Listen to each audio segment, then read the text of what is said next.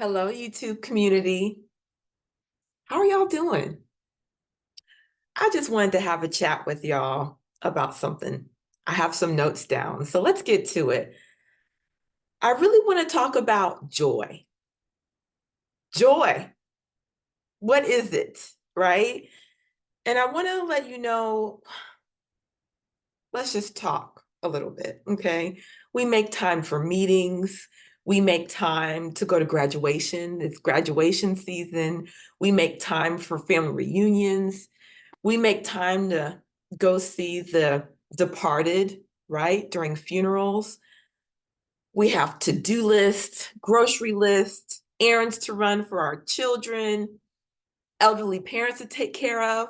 But how often do we schedule joy? Sit with that.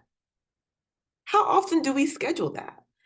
So I want to just talk about, I think it was this time last year, I had the opportunity to speak to one of my clients, an ERG group, which means Employee Resource Group, and to talk about how to find joy in the work again, right? Because we're responsible for so many different things. Well, I want to kind of tap into that conversation all over again because as we cycle into the second half of the year, if you can believe it, at the time of this recording, we're going to be hitting midway through the year, my birthday month, June.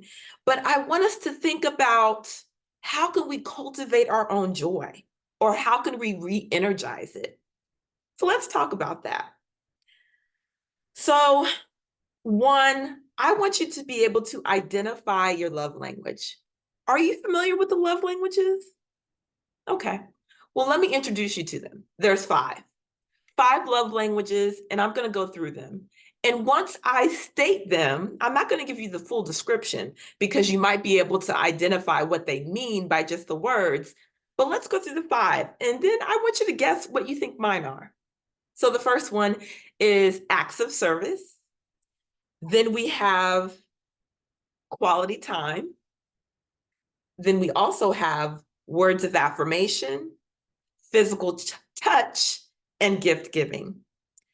So when you take this assessment, and I'll drop that in the show notes, you'll be able to identify what your primary love language is and what your secondary love language is. Now, note that identifying your love language may vary from season to season, right? What your love language was when you were 20 or 30 is different than when you're now in your more seasoned years of maybe your 40 or 50s.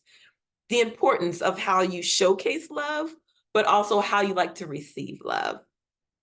So let me clue you in on my love language. My primary love language is quality time. And then my second is physical touch. And that has changed over the years drastically. And I know it's because of COVID-19, right? We were social distancing, but also I live in the state of Texas, and the majority of my family and friends are spread out all across the continental US. So that quality time and physical touch are so important to me. So once you identify for yourself what your own primary love language is, you'll be able to give and draw connections and really find your joy. All right, let's jump back into it. So the next thing I want to talk to you about is once you identify your love language, tie that into your joy. If you know, for instance, for me, it's quality time.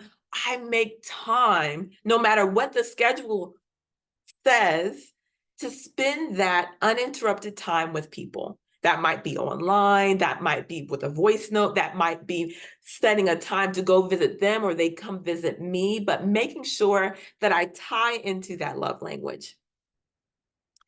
Number two, true relationships. Now, when we're talking about joy, we are not built for isolation. There's this book that I've had the chance to read. I don't know if you heard about it. It's called Together. I don't know if you can see it very well, but it's talking about the healing power of human connection in a sometimes lonely world. And this was written by Dr. Marthy, who used to be the former Surgeon General of the US. And he talks about the power of connection, right? We learned so much when we were isolated, and then when we emerged, we wanted to draw true connections, be with each other in the physical spaces. And that's research states that in order to maintain close friendships, you need at least 200 hours. You heard it right, 200 hours with your close friends. So I want you to quantify that. When was the last time you spoke to a good friend? Did you speak to that friend or spend time with them over 200 hours over the course of a year? So friendships, just like plants, like the plants I have in my home, they need to be cultivated. They need to be watered. They need to be tended to. So are you tending to your relationships with those 200 hours?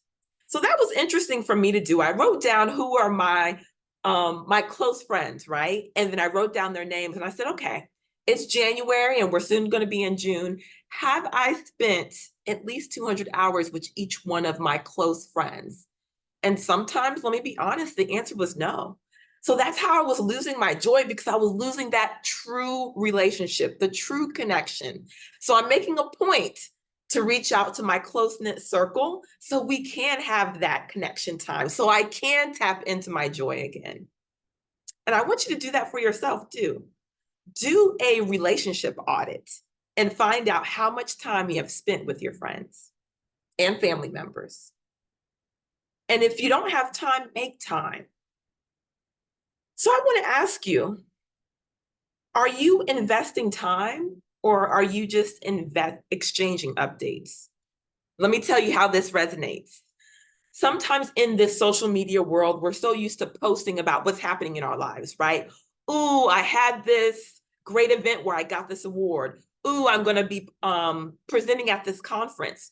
But how often are we having true dialogue with each other? Not only are we sharing, but we're also receiving what's going on in our friends' lives. So let's exchange ideas and learn from each other and not just dumping on one another, right? And so that's fostering deeper relationships. And that goes to the third point. You knew me, or do you know me now, right? So I had an acquaintance recently. I was at a social gathering and she was like, yeah, I know Leticia. And I was like, you knew me, but you don't know me.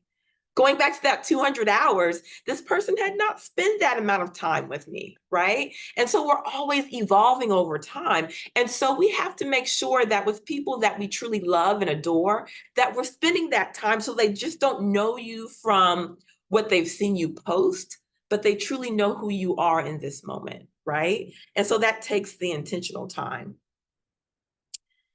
Now let's talk about some intentional ways that you can bring out your joy. This is my favorite part. My favorite part. Plan in advance. Let me say it again. Plan in advance. I don't know if you can remember when you were a kid, but I can, right? So I can remember being a kid, growing up kind of in the country in Ohio, right? And I grew up a lot of different places, but I'm just going to use Ohio for the sake of this example. And when you're a little kid, everybody is your friend, right? And the only thing that you wanted to do was come home, eat a snack, and go outside and play. And my mom, of course, would say, you better be in before the street lights come on. Who understands that? Anybody remember that? So going back to the example of being a kid, we just wanted that connection. We wanted to play. And it wasn't like we had to set up a play date. We just knocked on somebody's door. It was like, do you want to play? Do you want to go outside? And instantaneously, we would come outside and play. But as an adult, we lost that. We have these very involved schedules. So I'm going to recommend that you schedule your joy. And so what does that look like? So let me give you an example.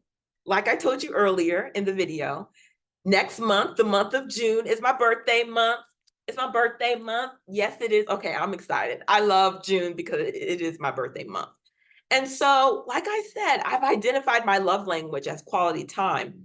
And so I said, you know what? I'm going to celebrate my birthday all month long. But I also want to celebrate it with people that I care about. So I created a Calendly link and then created activities so people can join in and we can have fun together. But when you schedule and plan ahead, make sure you give your people some way to choose how they want to engage with you. Don't just say, okay, we're going to go here at this time and you like it or love it. This is what I'm doing. No, people want the opportunity to choose because there may be some people that may not be as active as you, or they may not like the same movies. So going back to that link for the month of my birthday, right? Hey, the month of my birthday is I created a Calendly link, and each different event has categories. So on the link, I have the category of a love lunch. So I know some people don't have weekends available because they have to tend to family business, right? So why not, if they can take their hour lunch and we meet at a restaurant and have lunch together? That's quality time. Also, movie night. I know that things are expensive, but I looked out at our local movie theater. One of my favorite movie theaters is Alamo Drafthouse. Yes, I'm a movie snob. So Alamo Drafthouse has a bargain night of Tuesday. Tuesday all day, it's $7. $7. So I put that as a Calendly link as well. And then volunteering. I believe in giving back. And so I get to volunteer for the unhoused or the homeless. And so that's another link that I put on there for you to come with me so we can volunteer together. And then open mic night. Y'all, I watched one of my old school favorite love stories, Love Jones, and I was inspired. Woo! I love that movie. Who else loves Love Jones? Put that in the chat. So I looked up a poetry or a jazz or a lounge and found that they have open mic nights on Wednesdays. So I put that on my Calendly link as well. And then I love board games. Oh my goodness, I love a good board game. Like Taboo is one of my favorites. And you know how we get as people of color, blackety, blackety, black, right? We can get loud and crazy and animated. And I love that because we're getting away from technology and we're connecting with each other in a board game. And then meal prep Sunday. So that's going to be on my link as well, because we know in this busy life, the great way to connect is through making food. That's when we can share recipes, but also get ready for the upcoming week. Concerts, of course, there's concerts that are in your local area or maybe outside that you can plan. And then I'm a believer of Christ. You can also invite people to your church, right? And there's so many other ways to connect, but you have to plan ahead. So plan ahead, give people the freedom to choose, and you will see how that will bring you so much joy because you have something to look forward to that you're doing together, but you got to choose what you want to do together. And it's almost like that play date as a kid where you're knocking on the door, but the knock on the door is the schedule on your calendar. So we got to be more intentional about doing those things to cultivate our own joy.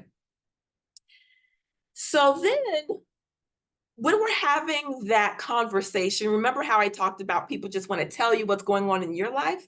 This is where you don't wait for people to ask. You just interject and say, you know what? I know you told me about what's going on with you. Now let me tell you what's going on in my life. And so that can bring you joy as well because you're both pouring into each other's cups and you're learning about each other. And it's an invitation for conversation of a dialogue. And when you have put things on your calendar, you have something to look forward to. And that amplifies the anticipation of the joy that you're going to have in community of doing that thing, right? Either the trip, the dinner, the concerts, the meal prepping, the volunteering, whatever it is, you have that to look forward to. So that's the way to create joyful anticipation. And then finally, I want to challenge you, community members. Are you ready for the challenge? I want to challenge you. What's one thing that you're going to plan to cultivate your own joy this week? You heard me. What's one plan that you are going to schedule to cultivate your own joy? So I want you to think about it and don't just say, oh, I'm going to call somebody. I want you to truly connect by using those strategies that I said before, and I'm going to repeat them so you'll remember how to cultivate your own joy. So 1, identify your love language, right? 2, true relationships take time. Remember, taking time is that 200 hours. Absolutely. 3, you knew me, but you don't know me, right? So you need to be very intentional about cultivating that relationship, especially if you haven't spoken in a while, right? 4, plan in advance. Plan, plan, plan. Put it on your schedule. You put everything else on your schedule. You put doctor's appointments, you put everything on your schedule, but you gotta put joy on your schedule. 5, give people the opportunity to choose. Remember, people don't like to be talked at, they like to be talked to, and that builds connection. So give people the opportunity to choose what they want, what y'all want to do together, okay? And then 6, tell the people that you are going to be meeting with what you're doing, giving that positive interactions. And so now it's up to you. What's one thing you're going to schedule this week that brings you joy? I can't wait to hear feedback from you. Joy is up to you.